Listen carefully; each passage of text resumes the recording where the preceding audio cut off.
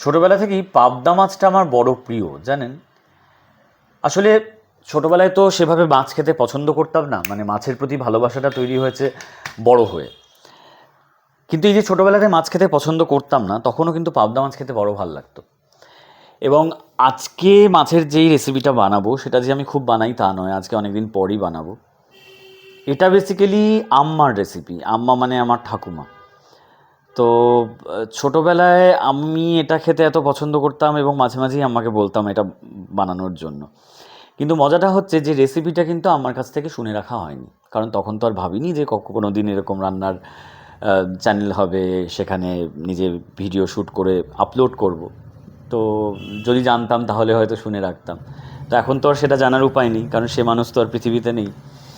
তো যাকে মোদ্দা কথা যেটা হয়েছে যে ওই স্বাদটাকে মনে করে পিসিদের থেকে শুনে শুনে আমি এখন বানাই এটা, এই রেসিপিটা বানাই। হ্যাঁ, ডেফিনেটলি আম্মার মতো, মানে আম্মার হাতের রান্নার মতন টেস্টি অতটা হয় না, কিন্তু যেটা হয় সেটা ভালোই লাগে খেতে।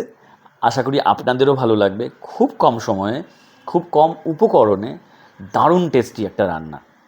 চলুন বানিয়ে ফেলি তাহলে। আজকে অভিনেতার রান্নাঘরের রেসিপি পাবদা মাছের তেল ঝোল।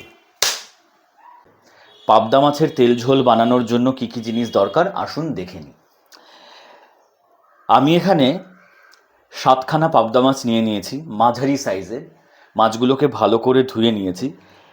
রান্না করবার আগে মাছগুলোকে হলুদ এবং নুন দিয়ে আমি খুব হালকা করে ভেজে নেব। এখানে আমি একটা ছোট্ট টমেটোকে এরকম টুকরো টুকরো করে নিয়েছি যাতে সেদ্ধ হতে সুবিধে হয়।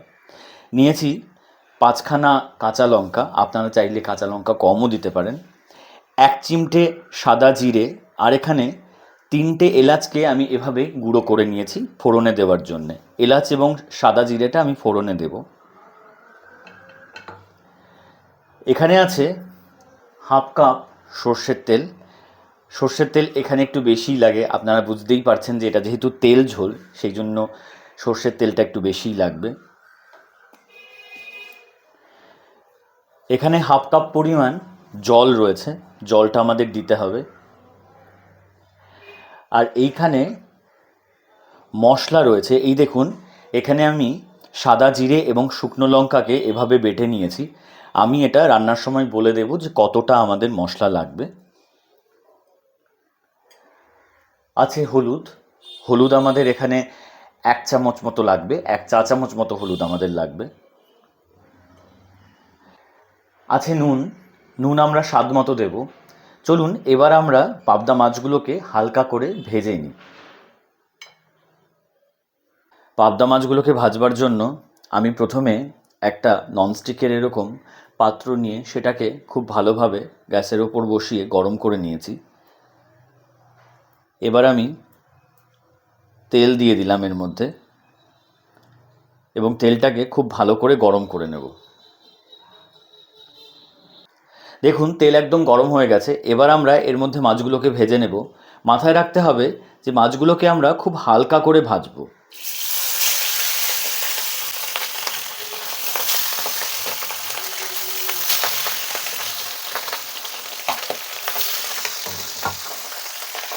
এই দেখুন, মাছগুলোকে আমি খুব হালকা করে ভেজে নিয়েছি। এবারে আমি এটাকে তুলে নেব।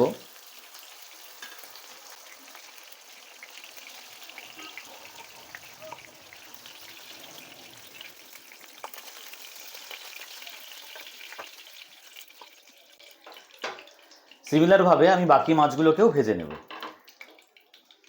সবগুলো মাছ ভাজা হয়ে যাওয়ার পর আমি প্যানের মধ্যে বাকি তেলটাও ঢেলে দিচ্ছি এবং তেলটাকে আমি খুব ভালো করে গরম করে নিচ্ছি।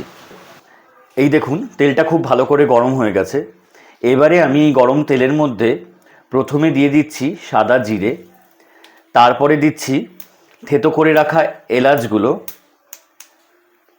তারপরে আমি এর মধ্যে দিয়ে দিচ্ছি টুকরো করে রাখা টমেটোগুলো। তারপরে টমেটোগুলোকে আমি খুব ভালো করে ভেজে নিচ্ছি।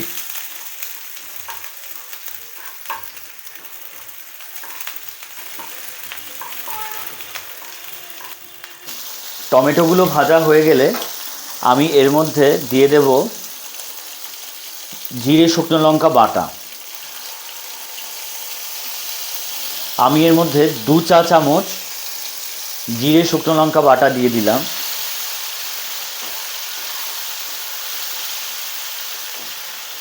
তারপরে আমি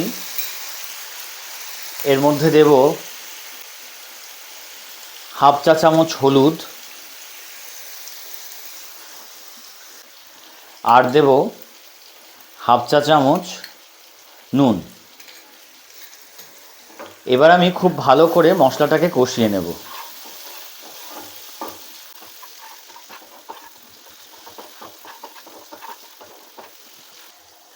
এই দেখুন মশলাটা একদম কষে গিয়েছে।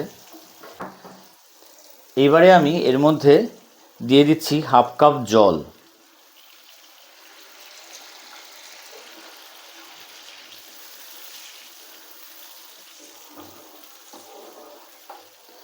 জলটা দিয়ে দেওয়ার পর আমি এর মধ্যে মাছগুলো দিয়ে দেব।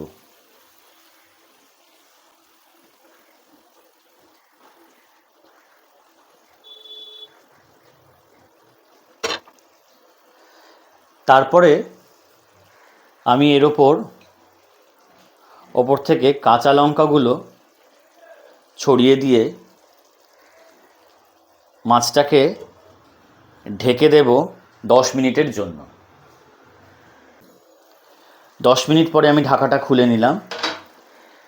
পাবদা মাছের তেল ঝোল কিন্তু একদম রেডি। এরপরে আমি গ্যাসটা অফ করে দিচ্ছি এবং সবার শেষে আমি 1 চা চামচ কাঁচা সর্ষের তেল এর ওপর ছড়িয়ে দিয়ে এটাকে ঢেকে 10 মিনিট স্ট্যান্ডিং টাইমে রেখে দিচ্ছি। এই হলো আমাদের পাবদা মাছের তেল ঝোল। খুব কম সময়ে এবং কম উপকরণে যদি সুস্বাদু কোনো মাছের পদ রান্না করতে চান তাহলে কিন্তু এই রেসিপিটির জুড়ি মেলা ভার। রেসিপিটি ভালো লাগলে আপনারা বাড়িতে অবশ্যই বানান। কেমন হলো আমাকে কমেন্ট বক্সে লিখে জানান। ভালো লাগলে অন্যদের সাথে শেয়ার করুন। অভিনেতার রান্নাঘর চ্যানেলটিকে সাবস্ক্রাইব করুন, পেজটিকে ফলো করুন, লাইক করুন। ভালো থাকবেন, সুস্থ থাকবেন।